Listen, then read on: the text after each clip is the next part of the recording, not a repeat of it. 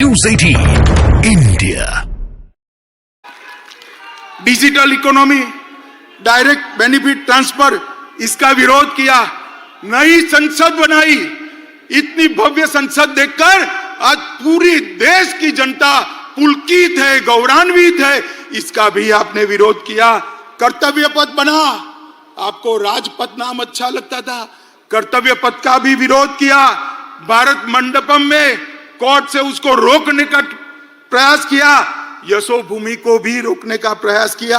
Data protection का visionary bill, इसका भी विरोध किया।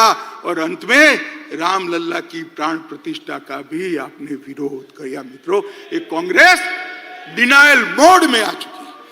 पूरे देश की जनता को मैं कहना चाहता हूं, 5 साल का पार्लियामेंट के अंदर कांग्रेस का हिसाब किताब निकालिए। इन्होंने पार्लियामेंट के अंदर शोर शराबे और बहिष्कार के अलावा कुछ नहीं किया। हम भी विपक्ष में रहे, 10 साल तक बैठे, आगे पूरा जीवन विपक्ष में। हम रचनात्मक विपक्ष की भूमिका निभाते, अच्छा है उसका समर्थन करते थे। और आपके भ्रष्टाचार को भी हमने उजागर किया, मगर आपने क्योंकि भ्रष्टाचार है नहीं, बाहर जाना ही उचित समझा। मित्रों, इंडिया अलायंस अहंकार से युक्त है। वो सहन ही नहीं कर सकते। वो ऐसा मानते हैं कि देश का प्रधानमंत्री वो ही बन सकता है जो बड़े परिवारों से आता है। वो सहन नहीं कर सकते एक गरीब मां का बेटा और देश का प्रधानमंत्री बनकर देश को चला रहा है। ये अहंकार उनको भारतीय जनता पार्टी के खिलाफ खड़े। ये परिवारवादी राजकुमार सारे के सारे इकट्ठा होकर हमारा विरोध कर रहे। मोदी जी ने 40 से ज्यादा नीतियां बनाकर इस देश को नीतियों के आधार पर चलाने का काम किया। मैं पूरी सूची बोलना नहीं चाहता मित्रों। पॉलिसी पैरालिसिस हो गया, ऐसी पूरी दुनिया मनमोहन सिंह सरकार को कहती थी। आज मोदी सरकार ने हर क्षेत्र की 40 से ज्यादा पॉलिसी बनाकर पॉलिसी के आधार पर शासन कैसा हो सकता है उसका उदाहरण पूरी दुनिया में रखने का काम नरेंद्र मोदी जी ने किया। और मित्रों,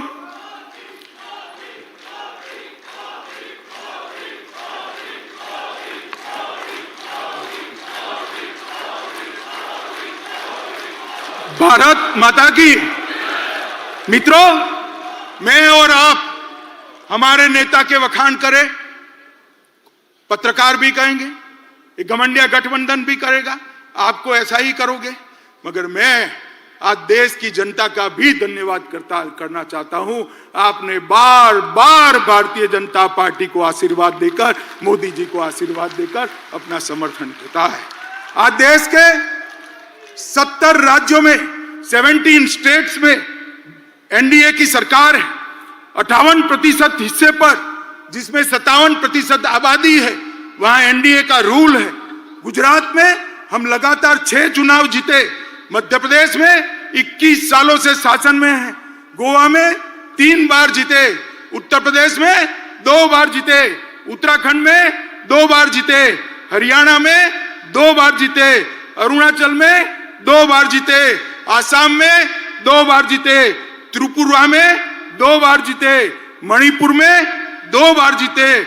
और छत्तीसगढ़ और राजस्थान में भी 3-3 टर्म तक मैंडेट मिला था। और फिर से चौथा मैंडेट छत्तीसगढ़ और राजस्थान की जनता ने दिया है। बिहार, महाराष्ट्र, मेघालय, नागालैंड और सिक्किम, वहां एनडीए को बार बार आशीर्वाद मिला। मित्रों, ये जनादेश जो है वो मैं मानता हूं मोदी जी का परिश्रम, मोदी जी की नीतियां, मोदी जी के परफॉर्मेंस पर 140 करोड़ की जनता का ठप्पा है जो इंडिया अलायंस को नहीं दिखाई।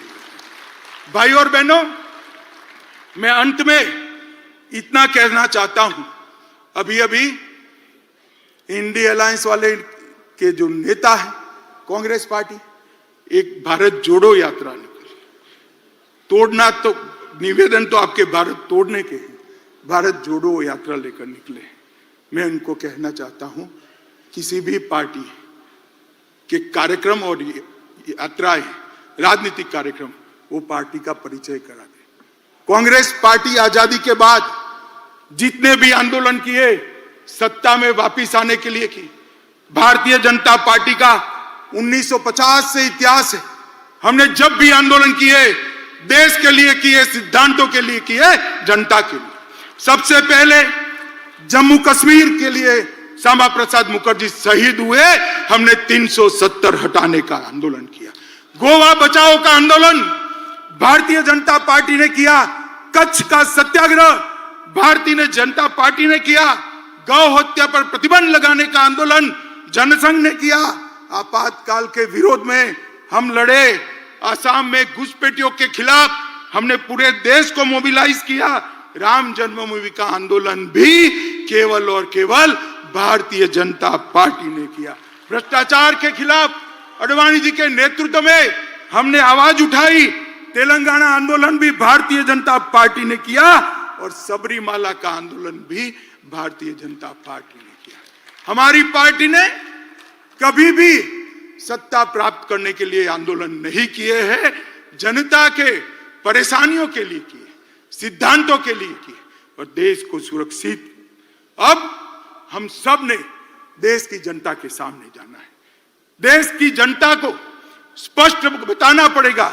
एक और ये परिवारवादी पार्टियां हैं और दूसरी ओर एक गरीब मां का बेटा इस देश का प्रधानमंत्री बना है। आप किसको पसंद करें? एक और 60 साल से भ्रष्टाचार की गंगा जिस पार्टी से बहती है वो कांग्रेस पार्टी है और दूसरी ओर 23 साल से शासन में होने के बावजूद भी कपड़े पर एक भी दाग नहीं लगा, ऐसा नरेंद्र मोदी है। एक और तुष्टीकरण की राजनीति करने वाला एक घमंडिया गठबंधन है और दूसरी ओर राष्ट्रभक्ति और राष्ट्रवाद से ओतप्रोत भारतीय जनता पार्टी है। आप किसको सिलेक्ट करोगे? एक और कुछ बनने के लिए राजनीति में आए हैं और दूसरी ओर भारत माता को सर्वस्व समर्पित कर कर पूरा जीवन देकर काम करने वाले व्यक्ति है। एक और हर साल 3 महीने विदेश में वैकेशन करने वाला नेतृत्व है और दूसरी ओर 23 साल से एक भी छुट्टी न देने वाला कर्तृत्ववान नेतृत्व है। एक और दिशा विहीन राजनीति है, दूसरी ओर एक युग दृष्टा नेता के नेतृत्व में महान भारत की रचना को आगे बढ़ाने वाली भारतीय जनता पार्टी है। देश की जनता को हमने बताना पड़ेगा, घर घर जाना पड़ेगा।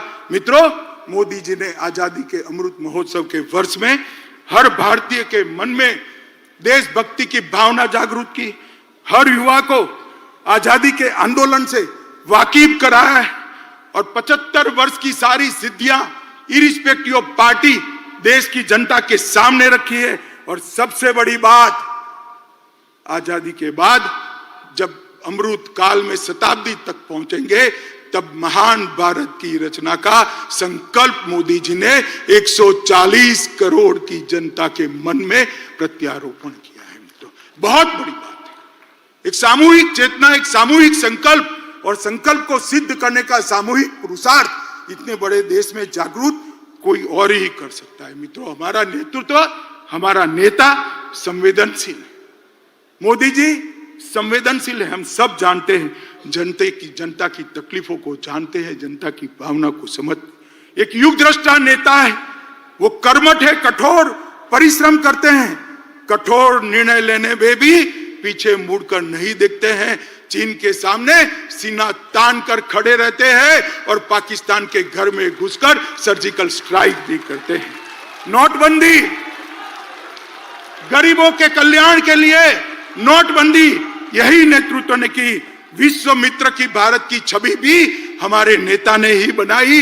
वैक्सीन के माध्यम से 100 से ज्यादा देशों के कोरोना काल में उन्होंने बढ़ा। मातृशक्ति को भगवान की तरह भक्ति से पूजा करने वाला नेतृत्व बहुत सालों बाद देश को मिला है। विधानसभा और संसद में 33% रिजर्वेशन नारी शक्ति वंदन अधिनियम से नरेंद्र मोदी जी ने लिया। और जाति की कल्पना जो सदियों से इस देश में थी, इसको समाप्त कर गरीब, युवा, महिला और किसान ये 4 वर्ग को समाहित कर कर साच अर्थ में संविधान की स्पिरिट को मोदी जी ने नीचे उतारा है, नीचे तक उतारा है। मैं मोदी जी को जानता हूं। मोदी जी दीपक की लौ की तरह है, जो खुद जलकर अंधेरों को काटने का काम करते हैं। जिस तरह से दीपक की लौ कभी नीचे नहीं जा सकती, उस तरह से मोदी जी का काम और विचार भी ऊर्ध्व गति वाले हैं, वो कभी नीचे की ओर नहीं आ सकते। और मुझे विश्वास है कि मोदी जी के ये ऊर्ध्व गति वाली सोच, ऊर्ध्व गति वाली कर्मठता और ऊर्ध्व गति वाले परिश्रम से ही ये देश 2047 में महान भारत बनेगा, विकसित भारत बनेगा और पूरी दुनिया गौरव से देखती रहेगी भारत माता की जलहल होती हुई छवि को और सम्मान करेगी। एक और मैंडेट देश की जनता के सामने बड़ी विनम्रता के साथ मांगे कि हमारा उद्देश्य केवल और केवल 140 करोड़ की जनता की सेवा करना है और देश को महान करना है, और वो केवल और केवल नरेंद्र मोदी जी कर सकते हैं और कोई नहीं सकता। मित्रों, इस प्रस्ताव को आप सभी लोग पूरे देश में लेकर घर घर जाएंगे, ऐसा मुझे विश्वास है।